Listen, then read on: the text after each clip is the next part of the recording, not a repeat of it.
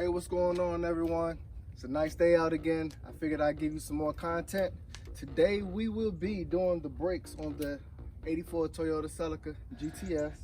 It's the last thing I have to do before I can actually drive the vehicle safely, because as you can see, this front tire is pretty locked up, and it's due to the caliper. The brake caliper sees the pistons out and it won't retract back in. So I have brake calipers, I have brake disc, and I have brakes and everything necessary to get the job done. So without further ado, I'm gonna go ahead and attempt to get everything done. I'm not gonna record the whole thing, but I will get into getting the actual caliper off. And once I show you how to get it off, it's basic. There's only a couple of bolts to get it back on. And then after that, you have to bleed your system. So here we go.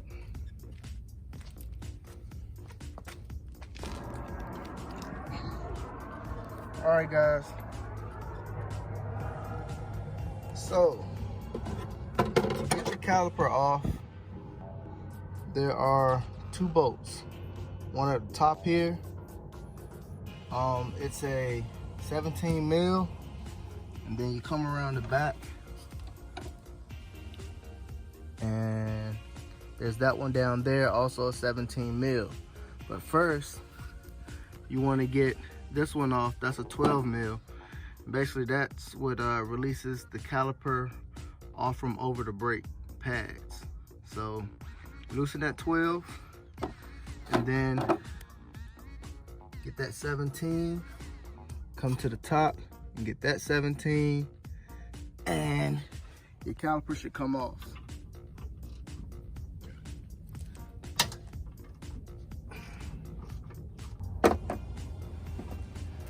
That's the caliper bolt. Let's make this part open up. Take a pry bar.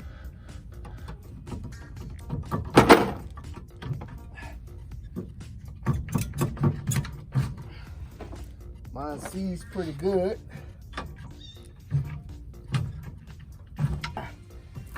In theory, yours should come off pretty easy. All right, y'all. See that bolt? I already got the bottom one out. I'm working on this last one. And this caliper should pop right off. All right. Voila. So basically, like I said,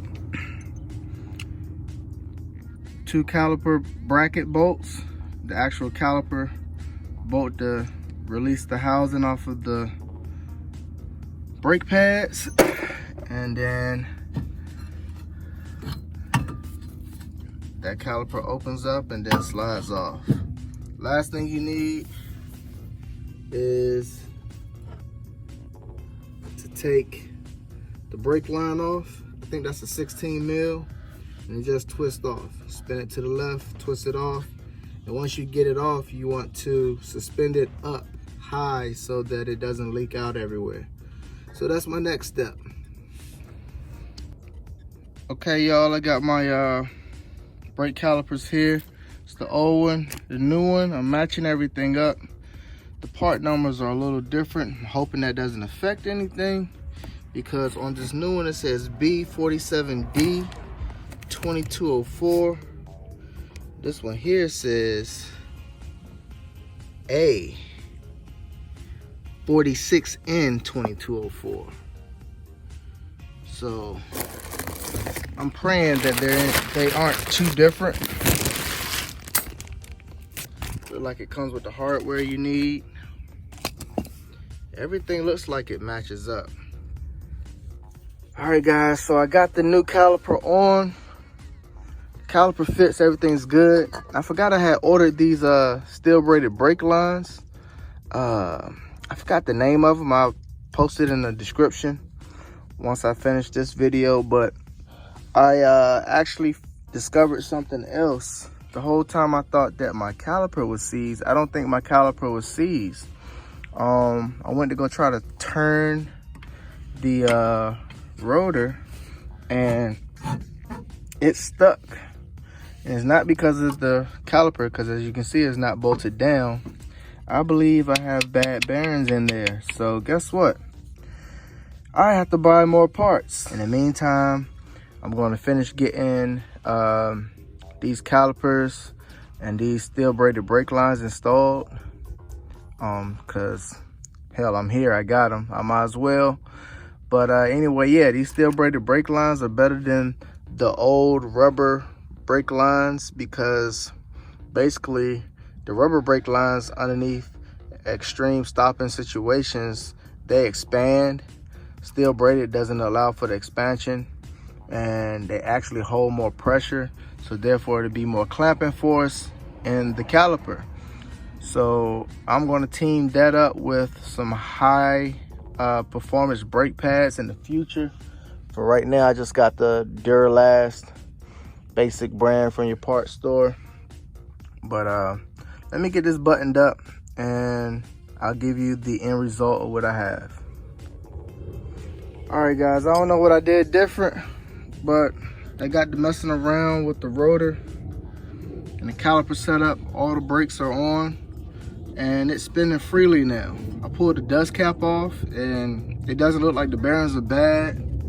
I do have that steel braided brake line on there, and I'm gonna give you a secret about these brake lines. So basically, underneath here, you see it? Yeah, there's a C-clip. So you gotta take those C-clips off of the old brake lines and reinstall them onto these. And then once you got the C-clip on it, it creates like a table underneath to where the brake line can't go all the way through. And then you slide this clip, or U-clip, I guess that would be called, onto here. And that way it doesn't move around any. Same thing here in the middle. You see that U-clip? And then there's a C-clip at the bottom as well. You insert that, and that's how you get that brake line through. Basically, you gotta feed this down through and around, and of course your banjo bolt goes down through the caliper itself. I'm about to attempt to bleed the brakes. I think I'm gonna gravity bleed them. So basically, the gravity bleed, you connect rubber hose or clear plastic hose up to your bleed valve, run a length down to the ground, or maybe about, I don't know, 12 inches, and have it go into a bottle. Loosen up your brake bleed screw, and then keep an eye on the master cylinder and just keep fluid in it. As it goes down, add more fluid to the master cylinder until you don't have any more air inside of here. But I'm gonna do that now, and then hopefully I have brakes when I come back. Hey guys, welcome back. It's the next day. Basically what I got done yesterday is I put on the brakes and calipers. I didn't put the rotors on, and I also remembered that I had some steel braided brake lines, so I got those attached. Overall, everything went well. The wheel actually unlocked. I don't know what happened. Maybe it was just those front brake pads that were bad and locked down before, but I'm not going to worry about that right now. It works, everything's good. I also installed these drag light wheeled wheels 15s that my friend let me see if I liked. They weren't really my style, so going back with the Celica Supers. And other than that, everything's sweet. Oh yeah, and I installed these little trim pieces here where the turn signals go.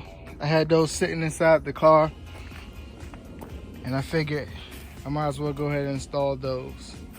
So that's what's done. Did the caliper and brakes and brake lines on both driver's side and passenger side, and tried the wheels out. Didn't like the wheels, so we're going back to the original Celica Supras. And I think that's it. That's the end of the video, guys. Go ahead and hit that like button. If you haven't already done so, go ahead and subscribe and leave a comment if you have any questions. Until then, I'll see you next time.